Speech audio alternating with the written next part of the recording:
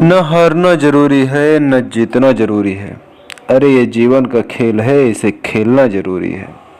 नमस्कार, मैं हूँ विनय सिंह और आज की चर्चा रॉबर्ट टी कियोसाकी की लिखी किताब रिच डैड पुअर डैड पर।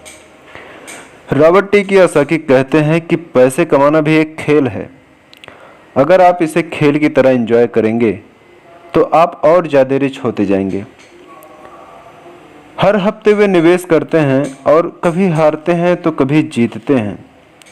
जब जीतते हैं तो उस पैसे को अगले हफ्ते के लिए सेव कर लेते हैं और जब हारते हैं तो खुद की आंखों में आंखें डालकर कहते हैं कि अगले सैटरडे फिर मिलते हैं। रॉबर्ट टी कियोसाकी की बात से ये समझ में आता है कि पैसे कमाना खेल जैसा है। अगर आप उसे एंजॉय करते हैं, उसके पीछे नहीं भागते, तो आप धीरे धीरे ही सही पर आप ग्रो करेंगे और जल्द ही अमीर बनेंगे। इंसान गलतियां करता है और उन गलतियों से सीखता है। अमीर बनना भी कुछ ऐसा ही है। कभी आप गलती करते हैं और हार जाते हैं, कभी आप उस गलती को सुधारते हैं तो आप जीत जाते हैं। वैसे बचपन से जवानी तक जब हम स्कूल में पढ़ते हैं तब आसपास बच्चों को भी गलतियां करना अलाउड नहीं है। उन्हें कहा तो जाता था कि आप गलती कर सकते हैं, पर जैसे ही बच्चा गलती करता है तो उसे टोक दिया जाता है, उसे रोक दिया जाता है, उसे डांटा जाता है। पर धीरे धीरे ये हमारे मन में धारणा बन जाती है कि गलती करना नॉट अलाउड। पर अगर देखा जाए, हम इंसान गलती करके ही सीखते हैं। हमने आज तक जो भी कुछ अचीव किया है अपनी गलतियों से अचीव किया है। इसी बात को आगे बढ़ाते हुए रॉबर्ट टी कियोसाकी कहते हैं कि इन्वेस्टर दो तरह के होते हैं।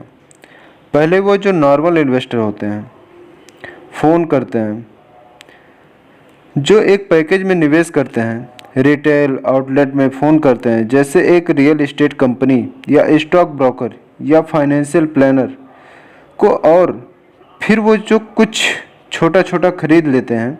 एक म्यूचुअल फंड, स्टॉक बॉन्ड हो सकता है।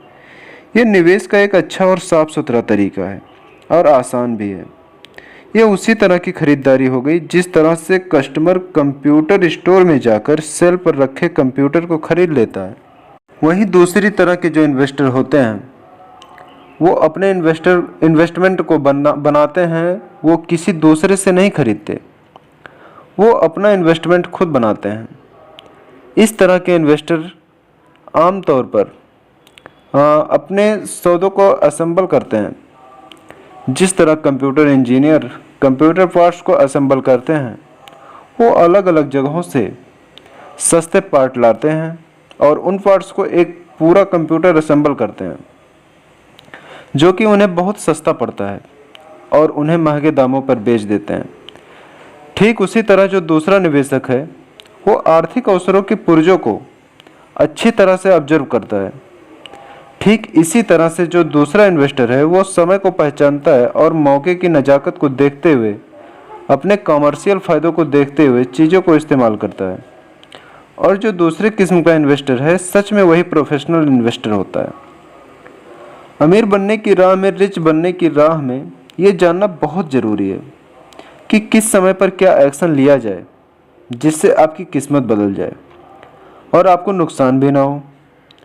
अगर आप दूसरे किस्म का इन्वेस्टर बनना चाहते हैं तो आपको ख़ास तौर पर इन 3 क्वालिटी को अपने अंदर इम्प्रूव करना पड़ेगा कि फाइनेंशियल इंटेलिजेंस के अलावा भी इन क्वालिटीज़ की भी ज़रूरत पड़ती है। पहला, किस तरह के ऐसे मौके खोजें कि जो दूसरों को दिखाई नहीं देता, दूसरे लोग अपनी आँखों से नहीं देख पाते और आप अपने दिमाग से, अपने एक्सपीरियंस से उन मौक़ों को देख सकते हैं।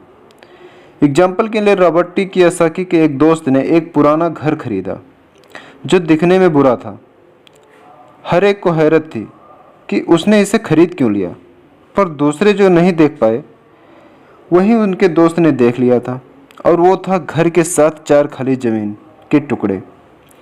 घर खरीदने के बाद उसने उसे तोड़ा और 5 प्लॉट्स को मिलाकर बिल्डर को बेच दिया। इस सारी डील में उसने जो पैसा लगाया था उसे तो वह पैसा मिल ही गया, पर उसे उन पैसों का 3 गुना और पैसा मिल गया। उसने सिर्फ 2 महीने के काम में लाखों रुपए कमा लिए, जो कि उनके लिए बहुत ज़्यादा नहीं था। फिर भी देखा जाए कि उन 2 महीनों की मेहनत में अगर वो जॉब में होता तो कितना कमाता, वर्सेस जो उसने इस डील से जो कमाया था। दूसरा पॉइंट, पैसा किस तरह से इकट्ठा किया जाए। औसत आदमी बहक जाता है, पर इस दूसरे किस्म के इन्वेस्टर को पता होना चाहिए कि पैसा किस तरह से जुटाया जाए और बिना बैंक जाए, बिना लोन लिए किस तरह से पैसा इकट्ठा किया जाए। रॉबर्ट टी कियोसाकी कहते हैं कि उन्होंने भी ये सीखा कि बिना बैंक की मदद लिए घर कैसे खरीदे जा सकते हैं।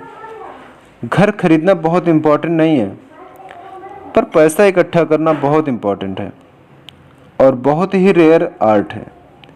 अक्सर वो लोगों को ये कहते हुए सुनते हैं कि बैंक मुझे लोन नहीं दे रहा है, या मेरे पास इसे खरीदने के लिए पैसे ही नहीं है। अगर आप दूसरे किस्म के इन्वेस्टर बनना चाहते हैं तो आपको ये सीखने की ज़रूरत है, क्योंकि ज़्यादातर लोग इसी तरह से सौदे नहीं कर पाते, क्योंकि उनके पास पैसा ही नहीं होता। तो अगर आप इस प्रॉब्लम को पार कर सकते हैं तो आप एक सच्चे इन्वेस्टर हो सकते हैं और बहुत प्रॉफिट कमा सकते हैं। तीसरा पॉइंट, किस तरह से स्मार्ट लोगों को इकट्ठा किया जाए। ऐसे लोग बहुत समझदार होते हैं, जो या तो अपने से ज़्यादा समझदार लोगों के साथ काम करते हैं या फिर उन्हें अपने साथ काम पर रख लेते हैं। जब भी आपको सलाह की ज़रूरत होगी ना, तो यही समझदार लोग आपके सलाहकार का काम करेंगे। तो सीखने के लिए बहुत कुछ है, पर हाँ, अगर आपने मन लगाकर सीखा तो आपको उसके फ़ायदे भी बहुत मिलेंगे। पर हाँ, आपके अंदर इतनी भी इच्छा नहीं है, इतना भी टाइम नहीं दे सकते और आप उतना अमीर नहीं बनना चाहते, तो आपके पहले किस्म का इन्वेस्टर बने रहना चाहिए। आप तो जानते हैं वही आपकी सबसे बड़ी पूंजी। आप जो नहीं जानते वही आपका सबसे बड़ा जोखिम है। जोखिम तो हमेशा रहता है, इसीलिए इससे बचने के बजाय इसे मैनेज करना सीखिए। तभी आप तरक्की कर पाएंगे और अमीर बन पाएंगे। बातें और भी है, सुनते रहिए BK FM 9.0 पर। धन्यवाद।